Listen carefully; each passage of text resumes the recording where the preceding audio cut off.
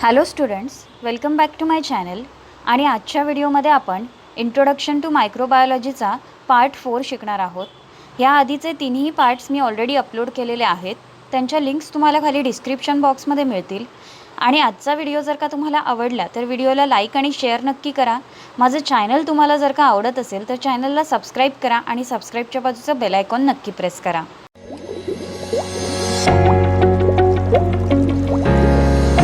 Microbes and fuels.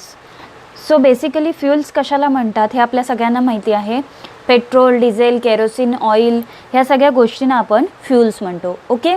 So आता microbes and fuels म्हणजे काय, तर असे काही फ्युल्स आहेत की ज्याला आपण मायक्रो ऑर्गॅनिझम्सच्या मदतीने प्रोड्यूस करू शकतो, तयार करू शकतो. ओके. सो तेच फ्युल्स आपण ह्या पॉईंटमध्ये शिकणार आहोत मायक्रोब्स आणि फ्युएल्समध्ये. ओके. सगळ्यात मेन बायोफ्युल तुम्ही ऐकलं असेल तर तो आहे बायोगॅस किंवा सेकंड नेम त्याला आहे गोबर गॅस. ओके. सो याच्यामध्ये होतं काय, तर डिफरंट टाईप्सचे गॅसेस प्रोड्यूस होत असतात त्या गोबर गॅसमध्ये. आणि ते कोण प्रोड्यूस करत असतं, तर that gases are produced with the help of microorganisms. So त्याच्यामध्ये एक मेन कंपोनंट म्हणजेच मेन गॅस प्रोड्यूस होत असतो, दॅट इज मिथेन गॅस. आता त्याला मेन गॅस का म्हटलं आहे, because the proportion of methane gas in a biogas plant is 70% and the proportion of other gases there is 30%. Okay. म्हणजेच काय, तर मिथेन प्रोडक्शन त्याच्यामध्ये 70% होते. सगळ्यात जास्त प्रोडक्शन मिथेन गॅसचं होतं आहे. आणि जे अदर गॅसेस आहेत, for example nitrogen, hydrogen, carbon monoxide, carbon dioxide, त्यांचे 30%च प्रोडक्शन होतं आहे तिथे. Okay. So methane is called as main component of biogas plant. So आता हे प्रोड्यूस कसं होतं ते आपण सगळ्यात पहिलं बघूयात. It is obtained by microbial anaerobic decomposition of urban agricultural and industrial waste. So सगळ्यात पहिलं मायक्रोबियल एनारोबिक डिकम्पोजिशन म्हणजे काय ते एक्सप्लेन करून घेऊयात. आपल्याला माहिती आहे बायोगॅसमध्ये डिकम्पोजिशन होतं, कशाचं, वेस्ट मटेरियलचं. पण त्याच्यामध्ये कसं डिकम्पोजिशन होतं, तर ॲनारोबिक. वाय ॲनारोबिक, कारण तिथे ऑक्सिजन प्रेझेंट नसतो. Okay. Without oxygen micro organism डिकम्पोजिशनची प्रोसेस करतात. So that is called as microbial anaerobic decomposition. Okay. आता ते डिकम्पोजिशन कसलं होतं आहे, तर of urban agricultural and industrial waste. Urban waste म्हणजे काय, तर मोठमोठ्या सिटीजमधून जे वेस्ट प्रोडक्ट्स आपल्याला मिळतात त्याला आपण अर्बन वेस्ट म्हणतो. Agricultural waste, for example dry grass, cow dung etcetera. And industrial waste म्हणजे काय, तर काही फूड इंडस्ट्रीज असतात ज्याच्यामधून खूप मोठ्या प्रमाणात वेस्ट प्रोडक्ट्स आपल्याला मिळतात. So that waste can be used in this biogas and methane can be obtained. Okay. So आता इथे समोर एक तुम्हाला बायोगॅस प्लांट दिसतो आहे. याच्यामध्ये काय केलं जातं, urban waste, agricultural waste and industrial waste हे सगळे त्याच्यामध्ये टाकले जातात. आणि त्यानंतर त्या बायोगॅस प्लांटमध्ये काय होतं, तर microbial anaerobic decomposition. Okay. Micro organisms काय करतात, विदाऊट ऑक्सिजन डिकम्पोजिशनची प्रोसेस स्टार्ट करतात आणि त्याच्यामध्ये वेरियस गॅसेस प्रोड्यूस होतात. For example methane, carbon dioxide, nitrogen, hydrogen, carbon monoxide etcetera. Okay. So this is how we can produce methane with the help of microorganisms. Then second is ethanol. Ethanol कसा obtain केला जातो, तर it is obtain during fermentation of molasses by yeast saccharomyces. Okay. आता हा yeast वापरला गेला इथे. काय नाव आहे त्या यीस्टचं, तर सॅक्रोमायसिस. ओके. हा यीस्ट आपल्याला ऑलरेडी माहिती आहे. ओके. सो ह्या यीस्टला कशामध्ये मिक्स केलं जातं, तर मोठमोठ्या शुगर इंडस्ट्रीजमध्ये तुम्ही गेलात तर तिथे ना एक वेस्ट प्रोडक्ट बाहेर पडतो लिक्विड फॉर्ममध्ये. ओके. ब्राउनिश लिक्विड फॉर्ममध्ये एक वेस्ट प्रोडक्ट बाहेर पडतो, that is called as molasses. Okay. So त्या मोलॅसिसमध्ये तुम्ही जर का यीस्ट सॅक्रोमायसिस टाकलं आणि त्याला फर्मेंट केलं, फर्मेंटेशनसाठी ठेवून दिलं, तर त्याच्यामधून आपल्याला इथेनॉल गॅस प्रोड्यूस झालेला मिळतो. ओके. सो इथे सुद्धा कुठल्या मायक्रो ऑर्गॅनिझमचा यूज केला, यीस्टचा. ओके. सॅक्रोमायसिस यीस्टचा.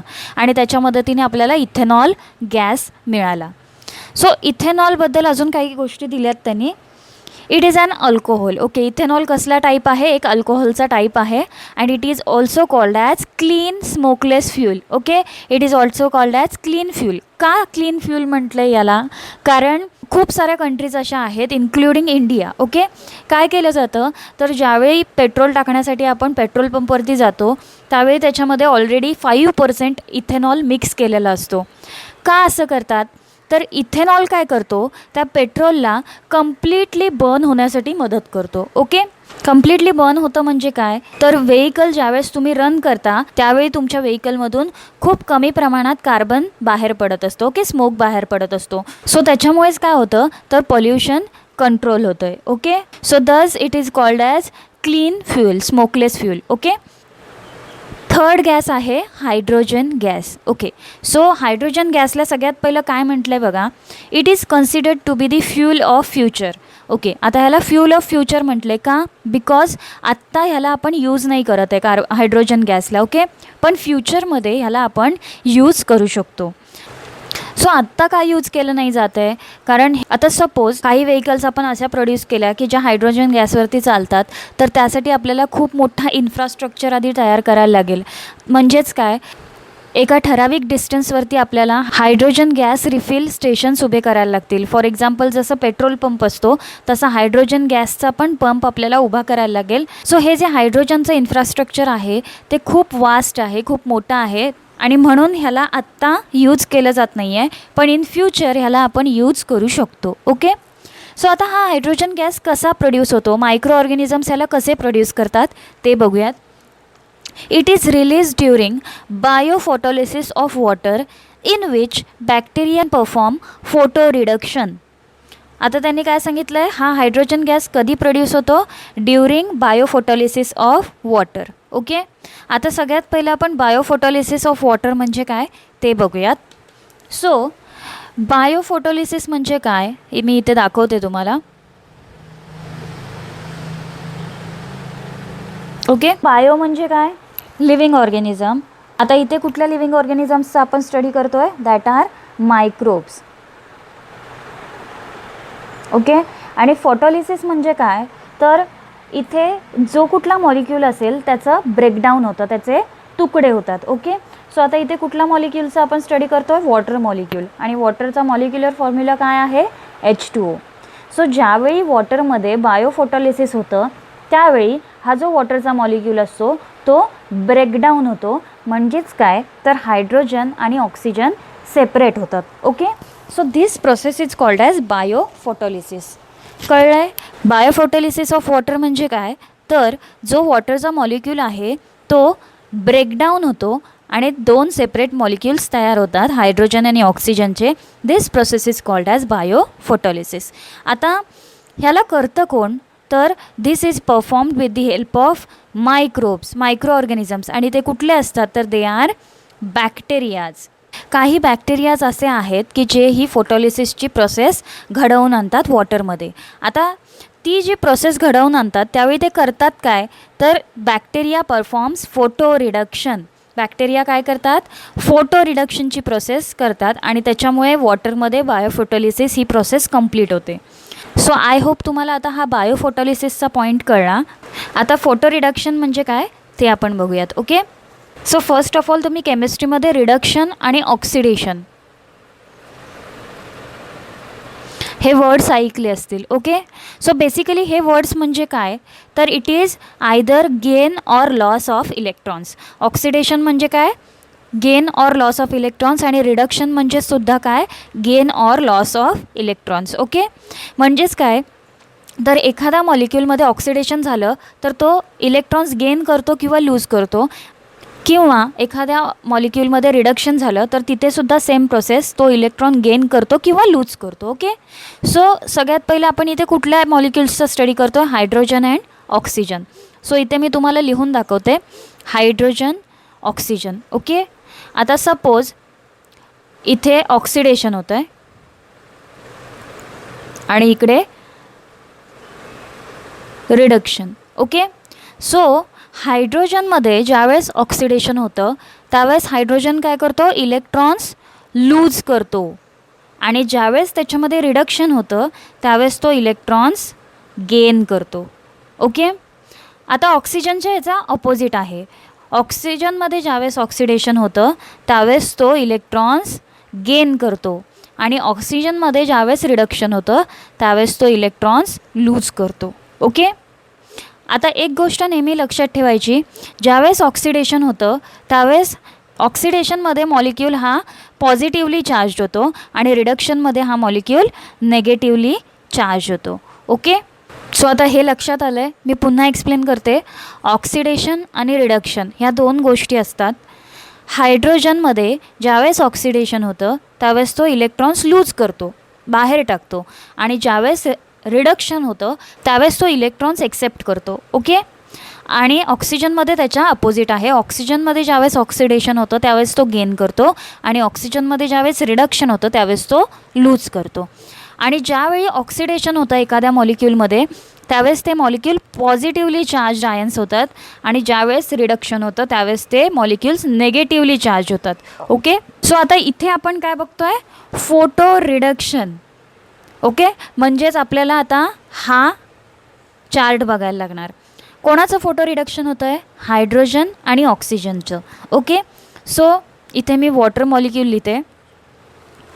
आता मायक्रो ऑर्गॅनिझम्स काय करतात, हे बॅक्टेरियाज ह्या मॉलिक्यूलला ब्रेक करतात आणि ब्रेक करताना ते रिडक्शनची प्रोसेस करत असतात. बघा आता रिडक्शनच्या प्रोसेसमध्ये हायड्रोजनचं ज्यावेळेस रिडक्शन होतं त्यावेळेस तो काय करतो, गेन करतो मॉलिक्यूल आणि नेगेटिव्हली चार्ज तयार होतो. अँड ऑक्सिजनचं काय होतो, तो लूज करतो मॉलिक्यूल आणि नेगेटिव्हली चार्ज तयार होतो. ओके. हायड्रोजन काय करतो, इलेक्ट्रॉन्स गेन करतो आहे आणि इलेक्ट्रॉन्स गेन केल्यामुळे काय होतं, हायड्रोजन गॅस प्रोड्यूस होतो आणि that gas is released in air. Okay. So this is called as photo reduction. आता व्यवस्थित लक्ष द्या. हायड्रोजन गॅस कधी तयार होतो, ड्युरिंग बायोफोटोलिसिस ऑफ वॉटर. आणि बायोफोटोलिसिस ऑफ वॉटर कोण करतं, बॅक्टेरिया करतात. कसे करतात, तर by performing photo reduction. Okay. Next point is biofuel. So biofuels म्हणजे काय, तर बेसिकली असे फ्युल्स की ज्याच्यामुळे पोल्युशन होत नाही त्यांना आपण बायोफ्युल्स म्हणतो. ओके. सो हे जे बायोफ्युल्स आहेत ते 3 स्टेट्समध्ये असतात, solid, liquid and gaseous. So त्याचे एक्झाम्पल्स बघूयात आपण. सॉलिडवाले कुठचे आहेत, कोल, काऊडंग, क्रॉप रेसिड्यूज हे सॉलिड बायोफ्युल्स आहेत. लिक्विड बायोफ्युल्स कुठले आहेत, तर व्हेजिटेबल ऑइल, अल्कोहोल एक्सेट्रा.